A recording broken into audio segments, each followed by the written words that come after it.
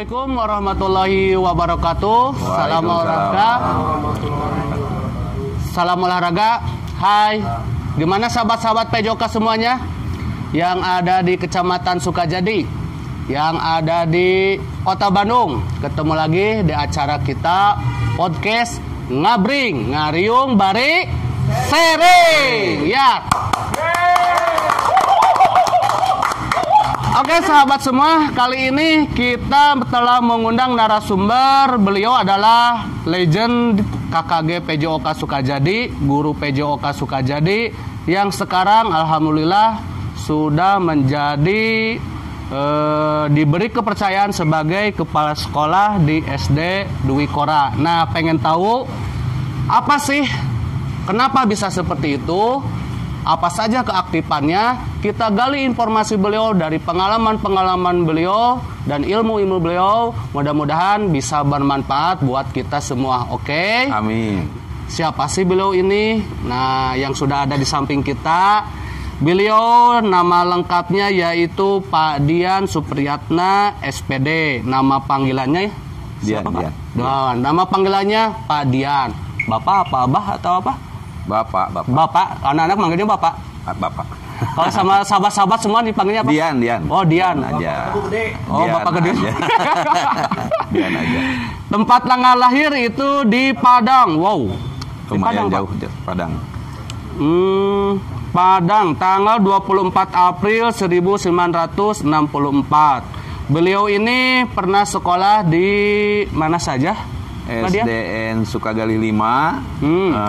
Kebetulan Kecamatan Sukajadi juga. Oh, SDN Sukagali 5. Ada di SDN Sukagali 5. Ada lo nih alumninya nih, ada alumninya nih. Sukagali 5 ya. SDN Sukagali 5. SMP-nya SMP 9 Jalan Semar. Oh, SMP 9. Woi, selamat nih SMP 9. Alhamdulillah ada juga nih yang jadi guru PJOK sekarang menjabat kepala sekolah ya. Luar biasa. Kemudian kalau SLA-nya SGON Bandung, Jalan Sumbawa. Di SGO. Ya, waktu itu Jalan Sumbawa tahun 83 lah, lulusan tahun 83. 83. Terus pernah juga di perguruan tinggi ya? Ya, Pak Dian? STKIP Pasundan Cimahi. Oh. Kuliahnya itu karyawan ya, bareng-bareng sama rekan-rekan di sini juga. Pak Aceng, Pak Yaya, itu Bu Endang. Oh, iya. Beliau ternyata kuliah juga di STKIP Pasundan Cimahi. Mana nih sahabat-sahabat dari STKIP Pasundan Cimahi? Tetap semangat loh, walaupun sekolah STKIP Pasundan Cimahi. Ternyata kita alhamdulillah sudah ada sosok guru PJOK yang telah berhasil ke puncaknya. Amin. Pekerjaannya beliau sekarang sebagai apa, Pak? Sekolah SDN 142 di Kora. Oh, kepala sekolah. Jalan Inhofteng nomor 16 lah. SDN 142 Dwi Kora. Oke, salam nih buat para guru di SDN ya, 14 Dwi Kora. Salam kenal. Dwi Kora ya? Ya, salam kenal nih dari KKG PJOK Sukajadi. Nanti kapan-kapan kita berkunjung ya ke sana, ya, boleh ya? Boleh. Berkunjung. Sampai mancing.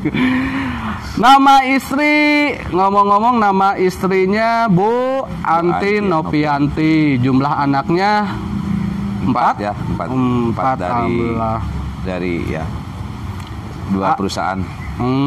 Alamat Jalan Ciawi Tali, RT 06 RW 10 Cimahi. Oke, itu profil dari Pak Dian, sahabat semua. Yang saya tahu dari informasi rekan-rekan bahwa beliau itu aktif juga di bidang cabang olahraga ya, Pak Dian. Pembinaan prestasi. Nah, kita kupas cabang olahraga apa saja sih yang pernah Pak Dian lakukan untuk selama ini? Kalau semenjak saya diangkat PNS ya kita aktif gitu. Poli bareng-bareng sama rekan guru. Kemudian kegiatan bulu tangkis bersama waktu itu ada KCD cabang ya, kecamatan. KCD cabang. Kan kalau dulu itu ada dinas cabang ranting kecamatan. Nah, suka bersama-sama kepala dinas aktif sama rekan-rekan bulu tangkis. Cuman sampai sekarang saya pribadi lebih menekuni bulu tangkis, jadi ya udah apa ya, itu menjadi satu kewajiban lah, bulu tangkis, ibadah untuk bulu tangkis. Jadi saya setiap hari pembinaan prestasi di klub. Di klub Ya, boleh sebagai- tahu klubnya? Ada 3 ya, SGS, BM77 dan Dian Mustika, sama UKM Unpar, mahasiswa Unpar. UKM mahasiswa Unpar itu di Cimulit. Pernah juga sempat katanya bisa atletnya masuk ke tingkat provinsi, nasional. Bisa coba cerita, itu pengalaman bisa seperti itu. Gimana itu tuh? Kalau anak-anak yang dilatih ya alhamdulillah lah, mereka sudah bisa berprestasi di tingkat kota, di tingkat Jawa Barat, juga tingkat nasional. Alhamdulillah sekarang mungkin ada yang di tingkat dunia. Ya, alhamdulillah. Itu dari Cimahi bersama saya dari kelas 3 SD. Ya. Itu sekarang jadi pemain nasional lah.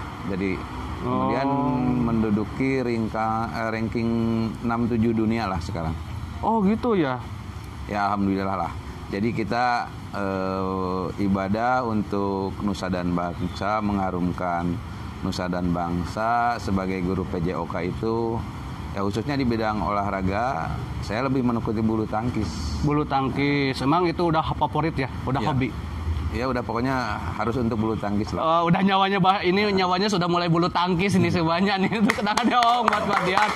Luar biasa. Tapi ngomong-ngomong, siapa ya anak didiknya nggak bisa tingkat ke dunia itu? Kita pengen tahu ya. Siapa ya? Ada yang tahu bocoran? Oh, Ginting. Bisa nih ceritanya gimana itu? Oh, iya. Alhamdulillah. Nih ada Pak Dian untuk Ya terima minum kasih, dulu. terima kasih. Ini Pak Widi nih.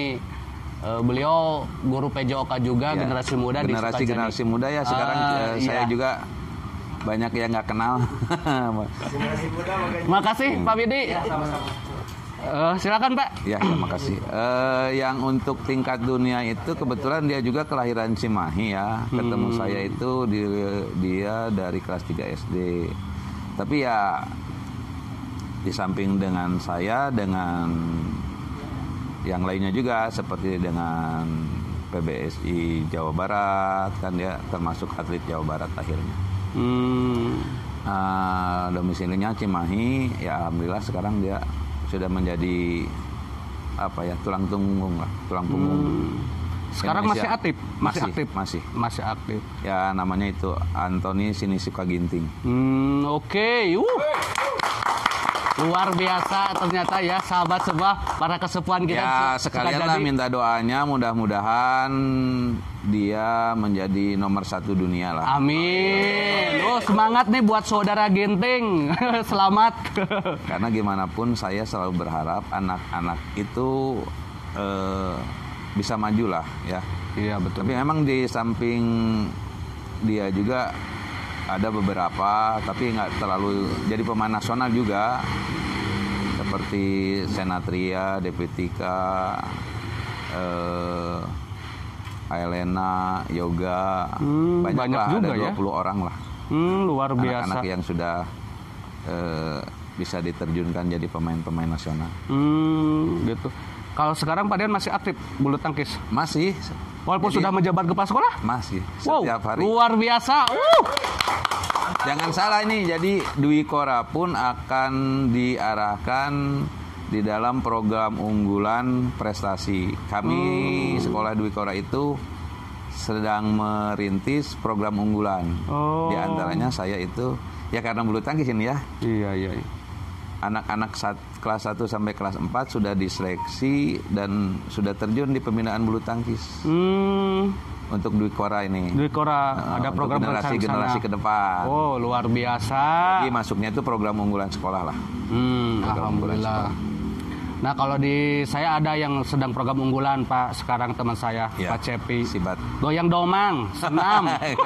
Ya itu. Coba-coba ya. Pak Cepi emang. Pak Cepi senamnya aktif. Ya, aktif ya Pak. Ngomong-ngomong, Pak Dian selain bulu tangkis sekarang program di sekolah, selain dari bulu tangkis ada lagi cabang olahraga yang ditekuni? Cabang olahraga yang ditekuni kan kita sekarang lagi COVID nih, jadi cabang olahraga yang lain sedikit kurang aktif lah ya. Fokus saja di situ. Cuman karena saya itu berminat, karena usia dini itu ada di sekolah dasar. Kita itu setiap hari berkecimpung dengan mereka pada saat sekolah aktif nih ya. Nah, walaupun sekarang tidak aktif, tapi data mereka kan tetap murid kita nih ada. Nah, jadi untuk mengarahkan mereka itu ya pada saat usia dini ini harus kita arahkan sebenarnya. Iya, betul. Di sekolah dasar. Nah, karena ya memang saya berkewajiban untuk pembinaan prestasi ya, terutama khusus saya itu di bulu tangkis. Jadi akhirnya untuk Dwi Kora kami arahkan ke arah bulu tangkis. Iya. Mungkin sahabat semua pengen tahu nih buat generasi muda cara melatih bulu tangkis, kita tanya langsung ya dengan Pak Dian. Tips cara latihan bulu tangkis nih buat para siswa, terutama kan kalau generasi muda sekarang itu tantangannya banyak. Iya. Walaupun kita jagonya itu di online bulu tangkisnya, main game gitu ya. Online itu nomor 1, jago generasi muda apa? Iya, pastilah. Tapi kalau praktek nggak tahu ya. Tapi nah sekarang kita baca tips-tips beliau, mudah-mudahan kita bermanfaat buat ngajar nanti di sekolah ketika tatap muka. Gimana itu tipsnya ketika latihan bulu tangkis? Maksudnya untuk jadi melatih siswa, melatihnya atau dia sendiri jadi atletnya? Ya tentunya dua-duanya dong Pak. Tipsnya bocorkan, iya nggak? Ya betul. Betul nggak? Nomor 1 ya kita harus menggali ilmu bulu tangkisnya. Ya. Jadi terjun ada di pembinaan pelatihnya, ada juga di pembinaan atletnya. Karena kita juga kan untuk melatih bulu tangkis itu tidak sembarangan lah. Harus ahli gitu, harus ahli. Jadi kita bagaimana caranya memegang raket kan gitu. Kemudian bagaimana kontak antara raket dengan dengan kok gitu. Ya. Jadi itu harus jadi si kitanya sendiri ya harus belajar dulu bulu tangkis. Intinya kalau mau jadi pembina bulu tangkis ya terjun di pembinaan bulu tangkis, pasti nanti bisa. Terjun langsung di pembinaan bulu tangkis. Ikut seperti kita misalnya sukanya di senam gitu ya, di senam. Karena kita selalu di senam kan nantinya juga paham senam. Itu biasanya kalau latihan ke anak berapa kali tuh supaya bisa berprestasi itu? Minimal seminggu 3 kali. Seminggu 3 kali? Minimal. Itu berapa jam? 4 jam. 4 jam. Latihan aja terus gitu. Ya berbagai program lah. Dari footwork, drilling, teknik-teknik shuttlecock, kemudian sparring pertandingan, game. Nah itu 4 jam ya sebetulnya kalau yang udah profesional itu sehari 8 jam. Kemudian 2 kali pertemuan pagi sore, kemudian seminggu 5 hari. Seminggu 5 hari. Kalau yang masih usia dini pemula ya minimal 3 hari lah seminggu. 3 hari pertemuan. 3 hari pertemuan minimal. Gitu Gina. Itu tip-tip dari Pak Dian mengenai bulu tangkis. Mudah-mudahan bermanfaat ya buat kita semua, terutama guru pejokan nih yang muda. Ayo bangkit bulu tangkisnya. Siap nggak? Siap. Sahabat semua, Pak Dian ini dulu ngajar di mana ya? Bisa ceritakan itu mengajar dari awal sampai akhir? Status ngajar saya lumayan variasi ya. Saya awal diangkat tahun 1984 di SDN Sukagali Barat.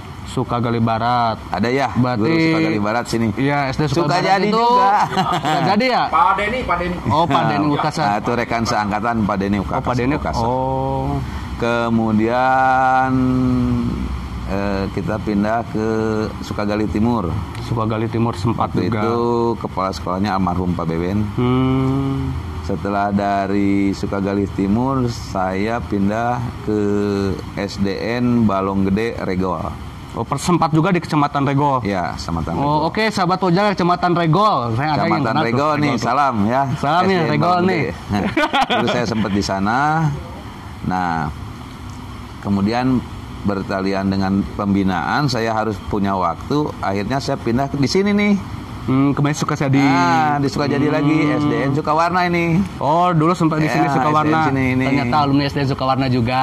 Saya alumni SD sini juga, ya, dari tahun 2007. 2007, alhamdulillah. Karena waktu itu saya harus bagaimana ini ngebina anak-anak di prestasi, bagaimana saya mengajar.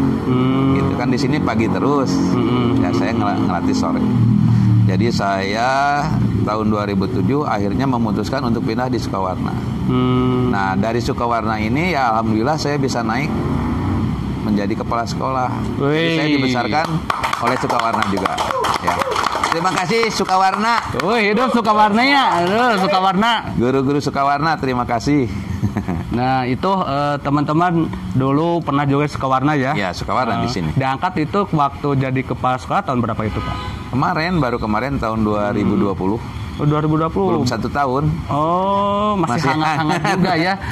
Masih baru. Usia lama tapi usia udah tua tapi diangkat ya kemarin tahun 2020 karena saya memang lebih disibukkan ke pembinaan prestasi. Pembinaan prestasi. Jadi waktu luang itu digunakan prestasi ya. Harus kalau pembinaan prestasi itu harus benar-benar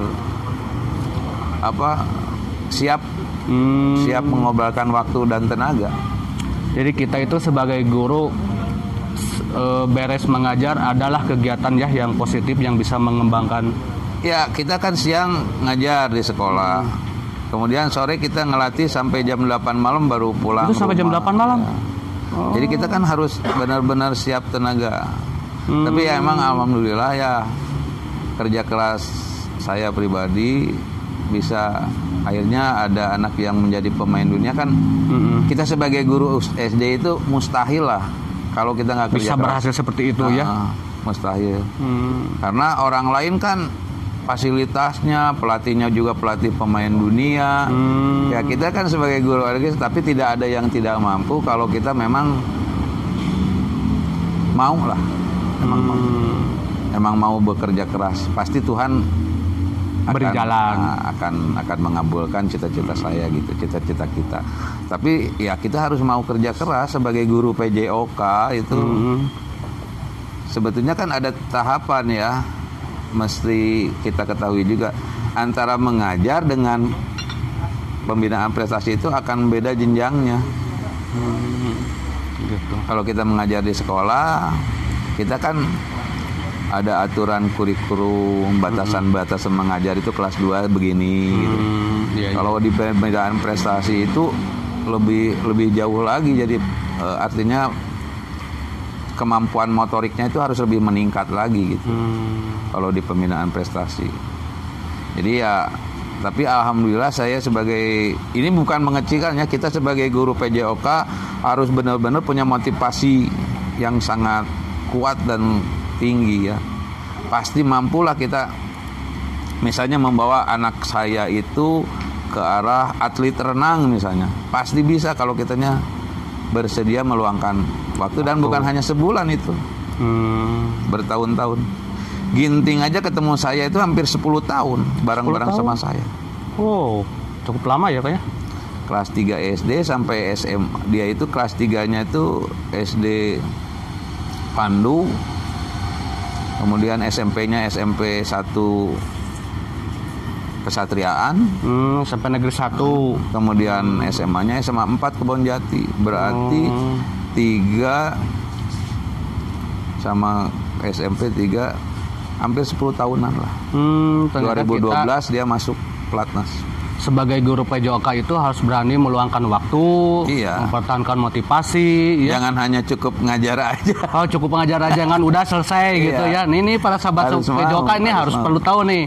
Kita bisa sukses itu harus bisa pandai meluangkan waktu, hal-hal positif ya. Terutama cabang olahraga yang kita kuasai. Kalau sukanya bulu tangkis, yuk kita tekuni bulu tangkis sampai mendalam ya. Sampai mendalam. Yang kedua, jaga motivasi ya. Pak Dian, motivasi itu sangat penting itu Pak Dian. Ya. Memang harus punya motivasi tinggi. Harus punya motivasi, dedikasi tinggi, motivasi tinggi gitu.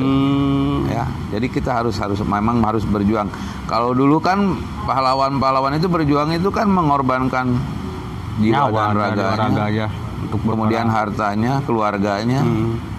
Kalau kita sekarang kan harus paling meluangkan waktu aja, mau kerja keras. Setelah ngajar pembinaan misalnya, itu kan tidak satu hari. Iya, saya itu seminggu penuh pembinaan prestasi. Wow, luar biasa tadian. Bisa sempat seperti itu ya, terpikirkan. Ini mudah-mudahan jadi bahan referensi buat kita semua. Ya, itu mah sebagai gambaran lah. Ya Pak Gugun gitu ya. Jadi sebagai gambaran, mudah-mudahan juga di samping saya itu generasi muda ada yang bercita-cita seperti itu. Iya betul. Ya mudah-mudahan nanti kedepannya ada ya penerus seperti Pak Dian. Amin ya rabbal alamin. Ada ya yang pengen jadi Pak Dian nih sebagai pelatih bulu tangkis? Ya, harus ada.